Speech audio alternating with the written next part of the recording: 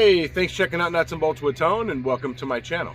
If this is your first time here, welcome. If you've been here before, welcome back. Today I have a tool haul. Tool haul varying from all kinds of tools I got from Amazon, Harbor Freight, a company in Japan, and I want to share that with you. But before I do, hit the like button, hit the subscribe button, and hit the bell. You get notified of all my future content, which you definitely don't want to miss. Let's check it out. All right, so some of the stuff I got, it's for my channel to bring better videos to you. I got this GorillaPod here, and I was doing a turbo on a Sprinter, and I was actually able to use this to set up to be able to show how I pulled the turbo out of the hole. The turbo, I think it was the turbo or the oil cooler, I can't remember. I think it was the turbo. But anyways, it's like this, super flexible legs. It's about 1.5 feet long. They flex all over. They took me like 2 seconds to set it up in a Sprinter and to record it. And then I had to buy this extra. This piece didn't come with it. But anyways, GorillaPod, this thing is awesome. Just haven't had a whole lot of chances to use it.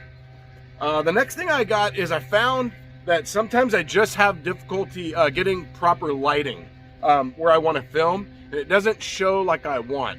I don't have a filmer. It's only myself. So I got this little panel mini light right here. It's by Luma Cube, and I got it on Amazon. I'll link it. But basically you have I'm not going to show you because it'll blind you, but back here it has the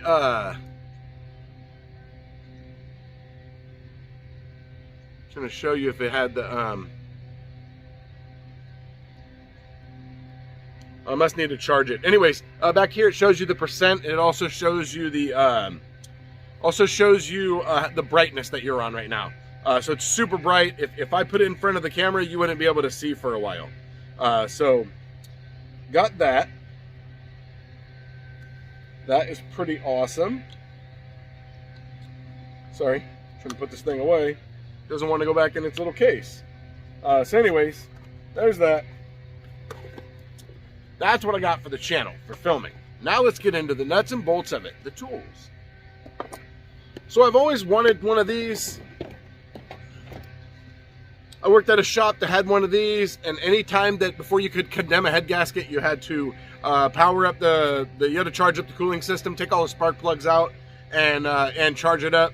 You had to keep it pressurized all night, and if you didn't see coolant in the cylinders, you couldn't call it a head gasket. That was just their policy. But anyways, I've had a few guys that I worked with that had one of these. So this is Astro. I think this was around 30 bucks. Only problem is it has this kind of adapter, and my pressure testers don't operate on that kind. So left me in a pickle. I had the choice of spending a bunch of money and getting an Astro kit, or getting a cheaper kit, which is what I did. I got this YS tool kit. It's pretty much, it's funny because when you look at all these kits, they all look the exact same. They're all laid out the same. They're all in the same kind of case. So anyways, this covers like the newer Toyotas. It covers the Sprinters. I used to have to borrow this from coworkers to pressure test Sprinters. So now with this kit right here, you just hook it up right there, and you can use the air-powered one or the pumper with this one. But what I do like about this system is that there's a button that you push to release the pressure, so you don't have this of coolant pushing up and making a giant mess, especially when you're trying to diagnose it. Also, this comes with cap testers, which I do not have. I only have a tester for a power stroke. So anyways, it comes with all that, and then it comes with a cone in case you don't have the adapter. So this was fairly inexpensive. I'll link it down below. There's a lot of these companies. I've used this a bunch of times. It works great. But the Astro kit was $200 or $300, and I really didn't want to spend that much because I have my snap-on gauge set that I use most of the time. So the next thing I bought, I'm not going to get it out. Just bought a Sawzall from Harbor Freight, just a corded Sawzall. It's like 10 amps. Just for whatever. I don't do a ton of exhaust, but if I do need to cut something, it's nice to have a Sawzall. Let's see. Next thing I bought was, I didn't really want to buy it from Matco because I know Matco doesn't make it, but it was on special, and I bought it as a digital tire inflator. I bought this because sometimes you just need the lock. It's a pain in the butt if you don't have this lock and you're trying to do a bunch of air pressure. So I bought this strictly for that. This works really well when I use my speed smoke machine and I'm powering up the power intake for testing diesels. So it works really well. I just hook it up and then just give it a, and then it's pumped up and I don't have to sit there and hold it. It's like trying to put air to a bicycle tire with a regular automotive gauge where you're trying to hold it up there and hold the Schrader out and trying to pump it up until it blows up enough to keep the, you know, the Schrader sticking down enough where you can use it. So it's kind of a pain in the butt. Now the next one I did a lot of research before I bought. So this is OEM Tools. So I've wanted to get a 1/2-inch drive set of balancer sockets. So this is the 19mm 1/2-inch drive. So I bought this from OEM Tools because it came with the 17, 19, 21, 22, 26, and 27. I figured if it's offering 26, 27, and 17, I figured that there might be some balancers out there that are pretty tough to get off. I think I could have got the two I needed, which was the 19 and 21, I think. 21 or 22. I could have got that for probably like 60, 70 bucks. But this was like 130, I think, for all these. So I got this OEM Tools. It's warranted. This I've already used this. I used this with my Capri gun, with my Capri 1/2-inch flex head gun, and whipped off a balancer. And then we also had a really tough one on a Lexus, and I had to use my small monster gun and one of these, and it was the only thing that would take it off. We tried everything. So there's that. The next thing is from a company in Japan. Now I really like these. So I'll show you the packaging.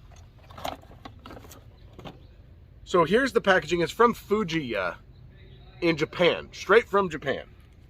So they are snap ring pliers. You have internal and external snap ring pliers. And I got 4 packages of different ends. I got a 90, I got different size ends. What I love about these is the way that the rubber feels in my hand. It doesn't slip. It's a nice, it's not too thin. It's a nice thickness and it's not too thick. So I can hold it in my hand. It doesn't slip out. I don't feel like I'm, you know, it's not awkward. I've had some pliers that are awkward. I have a multi-tool plier that I've had for like 7 or 8 years, and I wanted to get one for home. So I bought one for home. And I bought one, I was going to use it at work. It was brand new, but the handles were real thin compared to my other one. And so I just took it home, which I won't use it that much. And I kept my good ones with the thicker handles at home. I mean, at work.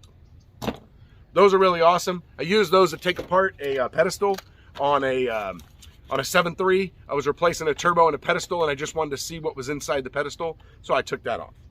Now this one right here, I have debated about getting these for a very, very long time. Exhaust removal pliers. I knew it would make my life easier. I just never bought them. I regret it because since I got it, it's so simple. These are for removing exhaust. I actually have a YouTube short about these. The only tip that I'll give you is right here, if you just put a little bit of lube, so that way when it slides inside the rubber hanger, it slides out easier. It's just the only tip, but these are a lifesaver and they make life so much faster. I mean, you spend 20 bucks, I think they were 20 bucks. You could walk up. I mean, I've had cars where I had 4 or 5 different exhaust hangers. And I've had a lot of people say, oh, just spray lube. And well, just, okay, so I've done that. I've sprayed the lube, but then you're trying to get pry bars and get leverage to push it. They don't work. So I found myself fighting exhaust rubber donuts more often than not. And it's just not worth it. So this is what the box looks like for that Astro pressure cooling system tester right here. So awesome right there. I've used that a few times. The last tool I got is from Harbor Freight. So I tried to buy one of these online. I wanted a bigger brake bleeder kit. I had a little tiny one that I bought in a pinch. I've always worked at shops that had a brake flush machine and it had a pressure bleeder and the vacuum side, and I've always been able to roll that around, and now I have to have my own. And so I had a small one with a handle on it. By the time you put the air hose on there, it always was like this. And so I had to support the air hose. If you set it on the ground, it would fall over. Then brake fluid would shoot out all over the car. As a pain in the butt. So anyways, so this is from Harbor Freight. I didn't even know that one of my coworkers has had one of these for years and he loves it. So I tried to buy one online and a different one. And the only problem I had was when I took the air fitting that they had out, which was the industrial type, the one that has the longer part here. It didn't allow me to put one of these on there for my air hoses. And so I had to return it. So anyways, I bought this from Harbor Freight because it came with this. There were other brands that I looked at, but they were like 170, 200 bucks. I'm not going to use this a ton. I really don't care if it comes from Harbor Freight. This one's pretty cool because it's at an angle. I've never had one of these, so this will be nice just to be able to put on the master cylinder, not have to worry about fluid running out. And this is nice. It's got the shut off. But what I really like about this one more than any other one I've ever seen is this cap right here. This allows you to open it and drain it without messing with your sealing surface for your air. I've had other ones where the only way to open it was right in the center and it was a pain in the butt. So this is really nice. You hook up your right there and it's got just the two little adapters. It's got the one for sucking out and it's got the one for just putting on the bleeders. This is really nice because the hole on here is really small and so it works on really small bleeders. I've had some where you're trying to fight it and hold it on and it's a pain in the butt. So anyways, that is my tool haul. I hope you liked it. Let me know in the comments down below if there's anything that you have a question about or if you have an opinion about one of these tools. Maybe you don't like it. Maybe you used it for a long time and it didn't work great for you. I'd love to hear it. And I also will post on Instagram and TikTok my daily uses with these things to let you know how they're working. But so far, I don't have anything that has not worked great. Nothing here is brand new. I've used everything I have and I love it all. So thanks for watching the video. Hit the like button, hit the subscribe button, and hit the bell so you get notified of all my future content, which you definitely don't want to miss. Thanks for watching the video. I'll see you next time.